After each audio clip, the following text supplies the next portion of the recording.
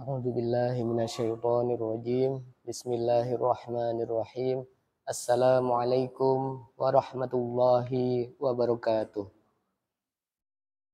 Alhamdulillah nahmaduhu wa nasta'inuhu wa nastaghfiruh wa na'udzubillahi min syururi anfusina wa sayyiati a'malina may yahdihillahu fala mudhillalah wa may yudlil fala hadiyalah. Ashhadu an la ilaha illallah wahdahu la syarikalah wa ashhadu anna Muhammadan abduhu wa rasuluh. Allahumma salli ala sayyidina Muhammad wa ala alihi wa sahbihi ajma'in. Amma ba'du. Alhamdulillah,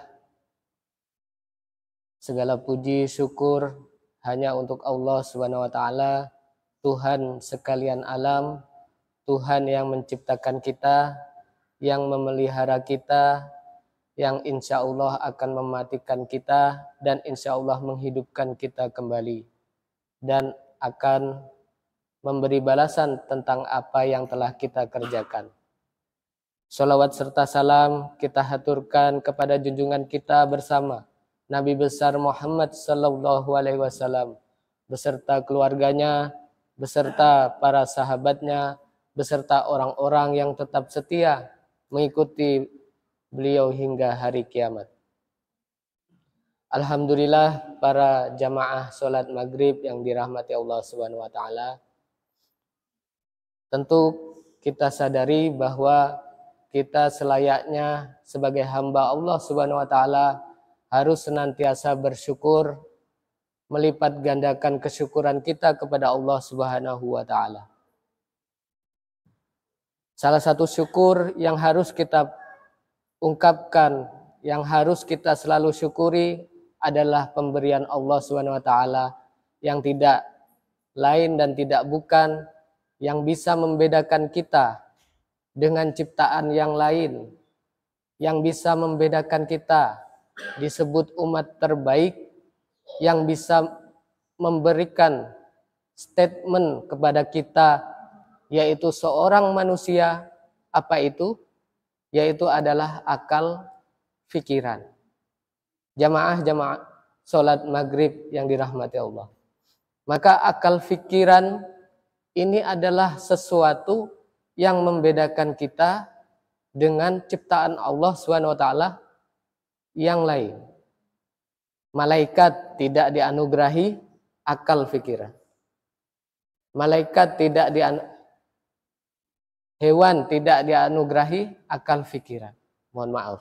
Hewan tidak dianugerahi akal fikiran. Tapi manusia juga dianugerahi nafsu. Namun yang bisa membedakan kita dengan hewan tidak lain tidak bukan yaitu akal fikiran. Maka di sini manusia yang sejatinya ciptaan Allah ini bisa dibedakan menjadi beberapa golongan. Tergantung bagaimana dia menggunakan akal fikiran itu, tergantung bagaimana dia memproses informasi yang dia dapat, lalu menyimpulkan, lalu berkehendak, lalu melaksanakan keinginan itu, maka itulah yang bisa membedakan kita sebagai manusia. Maka kita harus selalu bersyukur. Cara berpikir kita yang islami, berasal dari akidah Islam, yang selalu menginginkan syariat Islam, yang selalu ingin terikat dengan syariat Islam, yang selalu membenci apa-apa yang tidak sesuai dengan syariat Islam. Para hadirin jamaah sholat maghrib yang dirahmati Allah, maka kita mendapati manusia-manusia selain mereka ini apakah diberi kenikmatan berupa akal fikiran? Insya Allah mereka diberi akal fikiran. Namun di sini ada beberapa manusia yang ternyata tidak sesuai dengan syariah Islam. Seperti dilansir, seperti dikutip dari siapa? Yaitu Menko Polhukam, Pak Hadi Cahyanto. Maka transaksi judi online meningkat. Bahkan pada 3 bulan pertama tahun 2024 saja perputaran uangnya mencapai 100 triliun rupiah. Ya. Bisa dibayangkan Bapak Ibu jamaah sholat maghrib yang dirahmati Allah. 100 triliun rupiah itu perputaran uang. Jadi kita senantiasa kalau melihat ya, ada konten-konten mungkin di YouTube atau di TikTok gitu ya. Nah, itu kita melihat masjid mana yang paling banyak di seluruh dunia. Itu dibandingkan itu. Dari misalnya Bangladesh atau Pakistan atau wilayah mana. Ternyata Indonesia menempati peringkat pertama. Jumlah masjid terbanyak di seluruh dunia. Masya Allah. Ya. Tapi mohon jangan berbangga dulu. Ya. Karena kita belum selesai pada kajian ini. Ya. Ternyata pada 3 bulan pertama saja di tahun 2024 itu perputaran uang di judi online mencapai 100 triliun rupiah. Maka ada data dari PPATK. Pada tahun 2023 sebanyak 3,2 juta warga negara bermain judi online. Nauzubillah ya. 3,2 juta pada tahun 2023. Ada lagi survei sebuah sistem monitor dan analisis media sosial yaitu Drone Emprit mengatakan bahwa Indonesia menempati peringkat pertama negara dengan warga pengguna judi online terbanyak di dunia. Nauzubillah. Ternyata Indonesia selain menjadi negara terbanyak yang mempunyai masjid paling banyak, yang mayoritas penduduknya itu adalah muslim, ternyata mereka juga menempati peringkat pertama negara dengan warga pengguna judi online terbanyak di dunia. Itu menurut survei Drone Emprit. Maka jamaah hadirin sholat maghrib yang dirahmati Allah Subhanahu wa taala. Ternyata judi itu adalah sesuatu hal yang tidak mungkin menguntungkan. Nah, ini harus digarisbawahi bahwa judi ini adalah sesuatu yang memiskinkan dan menyengsarakan. Itu yang harus digarisbawahi. 2 juta lebih pengguna terjerat judi online terdiri dari masyarakat miskin, pelajar, mahasiswa, buruh, petani, pedagang kecil, hingga ibu rumah tangga. Ya. Nauzubillah. Ternyata bukan para pengusaha ya, para hadirin. Ya. Ini yang terjerat judi online malah kalangan masyarakat miskin. Mohon maaf. Pelajar, nah itu. Adik-adik kita, kawan-kawan kita, gitu. Anak-anak kita. Itu semua yang jadi target pasar. Nauzubillah. Ini semua kenapa? Karena tadi kerusakan cara berpikir. Bagaimana cara berpikir mereka? Bisa kita tebak, yaitu mereka berpikir bahwa judi online adalah pekerjaan yang mudah atau easy money. Dan tidak perlu modal yang besar, menguntungkan. Nah, itu ya. Maka ternyata judi adalah sebuah kerusakan, menyebabkan kerusakan. Para penggemar judi online yang sejatinya mereka itu tidak mungkin semuanya menang, itu cenderung kenapa? Depresi. Karena mereka kalah, stres, nauzubillah, hingga sampai bunuh diri. Nah, ini adalah contoh-contoh suatu dampak kerusakan yang akan terjadi. Maka dampak yang lain misalnya, seseorang itu ketika berjudi online ingin menang gitu kan, diiming-imingi dengan keuntungan yang besar, maka itu akan mengakibatkan pencurian dan perampokan serta mengakibatkan keluarga dan pernikahan hancur. Itu adalah dampak yang terjadi apabila terjadi marak judi online. Ini semua tidak lain dan tidak bukan yaitu akibat dari ideologi kapitalisme. Apa ideologi kapitalisme itu? Itu ideologi yang didasarkan dari modal. Ideologi kapitalisme. Kapital itu kan modal. Artinya di kepala dia hanya ada uang saja. Jadi cara berpikir kapitalisme ini harus kita jauhi. Kita mungkin pernah mendengar ya 3H itu. Mungkin saya sempat terdengar juga itu. Ya kalau kerja kayak gini ya 3H aja ya. Halal, haram, hantam gitu. Ini harus kita jauhi karena ini adalah cara berpikir kapitalisme. Maka di sini ya, sebagai bentuk syukur kita kepada Allah Subhanahu wa taala yang telah menganugerahkan kita akal yang sehat, cara berpikir yang baik, maka kita senantiasa harus berpikir dengan cara Islami. Maka di dalam ideologi kapitalisme, sesuatu yang menguntungkan, maka itu akan tetap dipelihara dengan dalih apa? Keuntungan. Keuntungan bagi siapa? Bandar misalnya. Atau pemain yang menang. Maka selama ada yang menguntungkan, maka hal itu akan tetap ada. Karena apa? Karena ideologi ini adalah kapitalisme. Dari segi negara bagaimana? Maka negara akan mendapatkan pajak. Pajak dari berapa tadi yang saya sebutkan ya? 100 triliun rupiah. Bisa dihitung sendiri.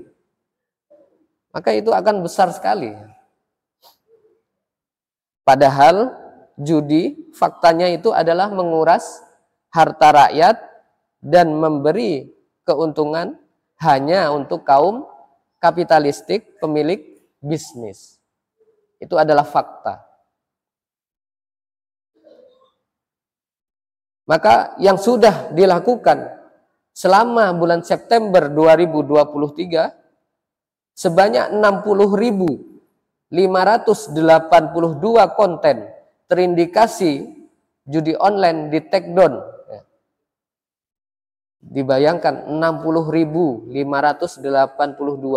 Ini menunjukkan seberapa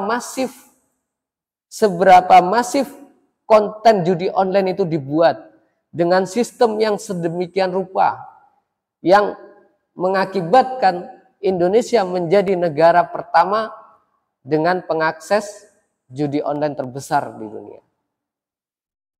PPATK menghentikan sementara 3.935 rekening dengan saldo 160,6 miliar. Tadi uangnya 100 triliun, itu baru triwulan pertama. Yang dihentikan ini berapa? 160,6 miliar. Tentu tidak sebanding. Satgas judi online menangkap 1.158 tersangka. Nah, ini yang jadi tersangka. Maka walhasil judi online masih marak. Masyarakat masih mudah mengakses berbagai situs judi. Begitu pula selebritis dan aktor atau aktris nasional yang mempromosikan di media sosial, belum ada yang terjerat kasus hukum. Ya. Ini adalah fakta. Maka di dalam Islam, jamaah sholat maghrib yang dirahmati Allah Subhanahu wa taala, Allah Subhanahu wa taala telah berfirman di dalam Al-Qur'an surat Al-Maidah ayat 90 yang berbunyi a'udzubillahi minasyaitonirrajim, bismillahirrahmanirrahim, ya ayyuhalladzina amanu innamal khamru wal maisiru wal ansabu wal azlamu rijsun min amalis syaitan fajtanibuhu la'allakum la'allakum tuflihun. Shadaqallahul adzim. Apa artinya? Wahai orang-orang yang beriman, sesungguhnya khamr, minuman keras, dan judi, dan korban untuk berhala, dan mengundi nasib dengan anak panah adalah perbuatan yang kotor dan najis, ya, dari perbuatan syaitan. Maka jauhilah dia, supaya kalian beruntung. Di dalam ayat selanjutnya, innama yuridu syaitanu an yuqi'a bainakumul adawata wal baghdha'a fil khamri wal maisiri wa yasuddakum an dzikrillahi wa 'anis sholati fahal antum muntahun. Sesungguhnya syaitan itu hendak bermaksud menimbulkan permusuhan dan kebencian di antara kalian dengan wasilah apa? Dengan wasilah khamar dan judi, dan hendak menghalangi kalian dari mengingat Allah dan dari sholat. Lalu apakah kalian akan berhenti? Ya, itu adalah ayat Allah Subhanahu wa ta'ala. Maka judi, khamar, dan lain-lain itu adalah sesuatu yang membiasakan manusia di jalan kebatilan, merusak masyarakat dengan kemalasan, berharap keuntungan tanpa kerja keras dan usaha, menghancurkan keluarga dan rumah tangga. Maka di dalam hadis riwayat At-Tirmizi, Rasul SAW bersabda, ya Ka'ab bin Ujrah, innahu la yarbu lahmun nabata min suhtin ila kanatin naru aula bihi. Sesungguhnya daging yang tumbuh berkembang dari sesuatu yang haram berhak dibakar dalam api neraka. Nauzubillah. Maka jamaah salat maghrib yang dirahmati Allah Subhanahu wa taala, keharaman judi dan sanksinya mengikat semua warga negara, tidak hanya memandang muslim maupun non-muslim, tidak memandang muslim maupun non-muslim, muslim maupun non-muslim. Negara tidak boleh membiarkan izin perjudian online maupun melokalisasi perjudian. Misalnya apa? Misalnya bikin peraturan, bikin peraturan regulasi, bagaimana caranya seperti ini itu. Maka di situ tidak boleh dibiarkan. Ya namanya keharaman harus di stop, harus dihilangkan izinnya. Itu yang harus dilakukan pemerintah. Memungut pajak perjudian, maka itu adalah suatu keharaman. Maka tugas kita sebagai seorang muslim ini adalah memberikan nasihat, mengingatkan saudara-saudara kita, sebisa kita mengingatkan bahwa perjudian itu harus ditutup bagaimanapun caranya.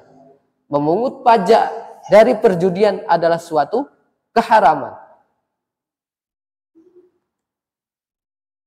Maka di dalam hadis riwayat Al-Bukhari, Rasul SAW bersabda, la ya'tiyanna 'alan nasi zamanun la yubalil mar'u bima akhadhal mala amin halalin amin haramin. Sungguh akan datang kepada manusia itu sebuah masa, seseorang itu tidak peduli bagaimana dia mengambil harta, apakah dengan jalan halal, apakah dengan jalan haram. Ya. Maka di sini sekali lagi bahwa ketidakbolehan judi online merupakan bukan hanya himbauan semata.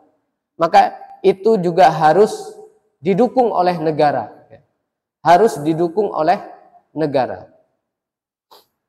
Maka di sini di dalam sebuah negara yang benar-benar menginginkan Islam sebagai asasnya, maka Islam telah mengatur bahwa perjudian merupakan harus dihukum dengan sanksi pidana atau dalam istilahnya yaitu ukubat. Bandarnya, pemainnya, pembuat program, penyedia server, promosinya, dan siapa saja yang terlibat, maka semuanya itu akan terkena hukum. Sanksinya bagaimana? Sanksinya berupa takzir. Diserahkan keputusannya kepada khalifah atau kepada qadhi sesuai tingkat kejahatan termasuk dosa besar. Karena termasuk dosa besar, maka ini adalah kerusakan besar, maka hukuman berat ya, seperti cambuk, penjara hingga hukuman mati. Maka di sini jamaah sholat maghrib yang dirahmati Allah SWT, apabila sebuah negara itu berasaskan Islam, maka di situ harta dan kehidupan sosial akan terjaga harmonis. Maka seseorang kepala keluarga akan didorong mencari nafkah yang halal, dilarang bermalas-malasan, bahkan dilarang untuk berjudi. Negara harus menjamin kehidupan rakyat, tidak hanya mendorong rakyatnya untuk bekerja, namun negara juga harus menjamin kehidupan rakyat. Ada hal-hal yang harus dijaga oleh negara, seperti kebutuhan pokok, seperti pendidikan, lapangan kerja, jaminan kesehatan. Jaminan kesehatan ini harus dijamin oleh negara secara memadai dan secara gratis. Ini kalau di dalam sistem Islam. Seperti itu. Semua ini hanya bisa diwujudkan dengan syariah Islam. Sekali lagi, dengan syariah Islam, apabila negara itu mempunyai asas dari akidah Islam yang menerapkan syariah Islam. Seperti apa negaranya? Yaitu seperti negara yang didirikan oleh para pendahulu kita. Siapa itu? Yaitu Nabi Muhammad Sallallahu Alaihi Wasallam. Lalu diikuti oleh khalifah setelahnya, yaitu Abu Bakar As-Siddiq, Umar bin Al-Khattab, Utsman, lalu Sayyidina Ali. Apa negaranya itu? Yaitu negara adalah khalifah Rashidah ala minhajin nubuwah. Seperti itu. Bukan dengan sistem kapitalistik yang negara minim hadir dalam kehidupan rakyat, sementara perjudian online menjamur tidak bisa dihentikan. Seperti itu. Mungkin para jamaah hadirin sholat maghrib yang dirahmati Allah Subhanahu Wa Taala, maka setelah ini mungkin ada yang hendak dinyatakan atau disaringkan atau dipertanyakan, silakan. Kita masih punya waktu. Atau kalau tidak ada, bisa kita tutup. Sepertinya tidak ada. Terima kasih perhatian atas hadirnya para hadirin jamaah sholat maghrib yang dirahmati Allah Subhanahu Wa Taala. Kita berdoa kepada Allah Subhanahu Wa Taala agar apa duduknya kita pada malam hari ini Allah catat sebagai amal ibadah. Mudah-mudahan Allah juga melindungi kita semuanya, melindungi anak keturunan kita, melindungi saudara-saudara kita, melindungi kawan kerabat kita semuanya, melindungi tetangga, melindungi masyarakat kita di seluruh Indonesia. Mudah-mudahan mereka senantiasa terlepas dari perbuatan judi, perbuatan khamar, dan lain sebagainya. Terima kasih. Kalau ada kata-kata yang salah, maka itu datangnya dari diri saya pribadi, mohon dimaafkan. Kalau ada yang benar, maka itu datangnya dari Allah Subhanahu Wa Taala. Kita tutup dengan doa kifaratul majlis. Subhanakallahumma wa bihamdika asyhadu an la ilaha illa anta astaghfiruka wa atubu ilaik. Assalamualaikum warahmatullahi wabarakatuh.